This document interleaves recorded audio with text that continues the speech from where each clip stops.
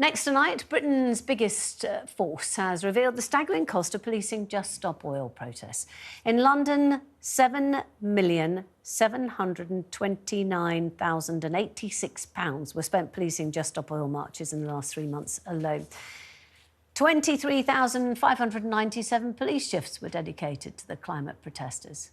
And despite the 515 climate marches in the capital, many deemed to cause serious disruption, just 271 protesters were actually arrested. With me in the studio is former Scotland Yard detective Peter Blexley, and joining us remotely is Just Stop Oil spokesperson Chloe Naldrett. Peter, first of all, if I can get you your view, is the problem that the police are overstretched? No, the problem is the police manifestly failed to deal properly with Just Stop Oil when they started their ludicrous tactics of gluing themselves to the roads and blocking traffic and the like. And if we rewind just those few short months, really, people might remember Sir Mark Rowley, the Commissioner of the Metropolitan Police, saying, we won't interfere with this legitimate protest because the disruption isn't serious, it isn't significant. When people like myself, other commentators and presenters were saying, oh yes it is, you need to do something.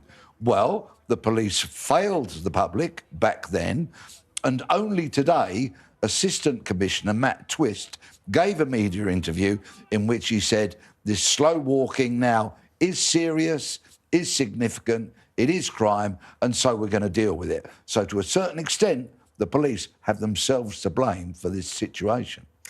Chloe, if I can come to you then, the Met pretty clear about the impact of protests like yours on their operations, and we're talking about every officer present being pulled away from criminal investigations. I mean, do you care?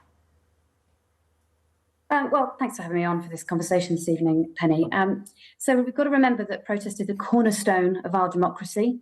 It's a fundamental human right, and that what we're calling for is the government to follow the advice of the United Nations, the International Energy Agency, the British Medical Association, and more, in not licensing any more fossil fuels. So fossil fuels are creating this blanket of pollution around our Earth, which is trapping heat inside our atmosphere, and it's directly responsible for these searing temperatures that we're seeing in Europe right now, resulting in wildfires, resulting in droughts, floods, crop failures. And what we're talking about, let's just put this money in context. Of course, £7.7 million sounds huge. It's less than 0.5% of the Met's annual budget. And let's put it in the context of something like the King's coronation, which cost £150 million for one day. And of course, none of us had any choice or any say in that either. So I think we've got to put this in context. We're talking about the fact that our world is no longer safe for us to live in. I'm a mother. My children are no longer safe. Their future is no longer safe. We're ordinary people. We're doing very mild-mannered protests, really, when you think about it. The roads that we've been blocking in London have been blocked for an average of, sort of between 5 and 30 minutes maximum. So what we're talking about is a proportionate response to an existential crisis. The thing is, there will be so many people who are saying, why don't you just take it to those concerned instead of actually disrupting life for people who are finding it difficult enough at the moment? And when you say, I just wanted to say about the fact that, you're talking about them being a mild protest. The problem is that you end up with people who are just so annoyed that we saw, for example, the other day, one of your protesters actually suffering an assault. Yeah, I mean, it's horrendous. And under so normal take it to the people who are concerned. Well, this kind of protest wouldn't be acceptable under normal circumstances, but we're not under normal circumstances.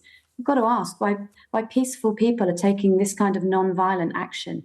But why not take it to those concerned instead of actually disrupting life for the people who are trying to actually earn a living at a time when it's really, really difficult to do so? Yeah. Penny, I went to prison for a week last year because I broke an injunction. That's a private law. It's a private law that's been paid for at an oil terminal. That did not get anything like the kind of coverage, the kind of discussion that we need to be having every single day in every single space that these slow marches have had over the last 13 weeks. I'm afraid saying protest in another way, it simply doesn't work. Well, what I would say is that this mind-numbingly daft protest that they're doing is actually turning people away from the cause. If the history books prove, if the history books prove that Chloe is right, yes, have you got any evidence, Peter? Hold on just a second, Chloe.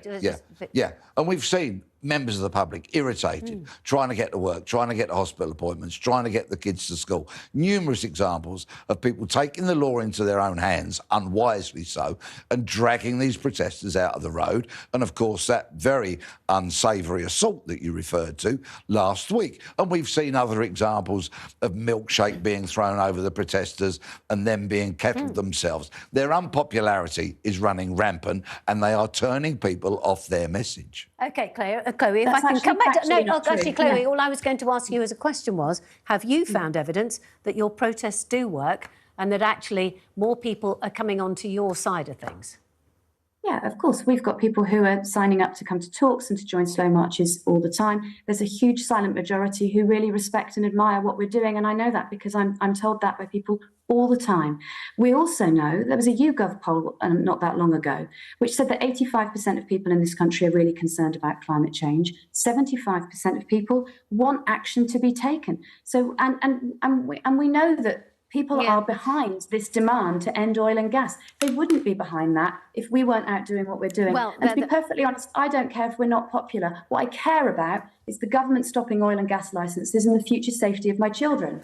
OK, and the government minister said today that fundamentally is not going to happen. This movement is now a cult. It displays so many of the tick, tick, tick boxes that you would apply to a cult. They're frankly not going to succeed. The history books might prove their messaging right, but their methods fundamentally wrong. And actually, I think I can also come back to you, Chloe, and say that although that people do actually say that climate change is quite important, an awful lot of them, when you actually drill down into the numbers, say that they're that they really are worried about it, but they don't want to actually do anything that disrupts what they are doing at the moment. That's the problem, is they want somebody else. So that's where we really need the government to step in the best interests of all of us. Look, we're not calling for anything that's not being asked for by the world's climate scientists and the United Nations and the World Health Organization and the British Medical Association. I'm not asking you to listen to me. I'm asking you to listen to the scientists who say if we don't do this, we face an uninhabitable future. There's going to be 1 billion people on the move by 2030. What is that going to do to a civil society? It's the biggest threat to civil peace. It's the biggest cause of civil unrest that we are ever going to experience. If you think that the refugee crisis is bad now, then wait until 1 billion people are on the move. If you think that it's difficult to feed your family because of the cost of living crisis and it's difficult to heat your home, wait until we're facing 60% crop reductions in Europe this summer because of the heat wave. There's just not going to be enough food to go round. How is inconveniencing people as they go about their daily lives going to achieve any of your aforementioned points? I tell you what, I think we're going to have to leave it there. Sorry, Chloe. I think Chloe's already I'd just like to come back on that, if that's OK. Just really briefly, though, Chloe. The public discourse around this issue. It's fundamentally changing how people think about it. All right. Chloe, thank you. Thank you very much. Chloe Naldrett there and former Scotland Yard detective Peter Blexit in the studio. Thank you very much. Next tonight, 4 in 10 Britons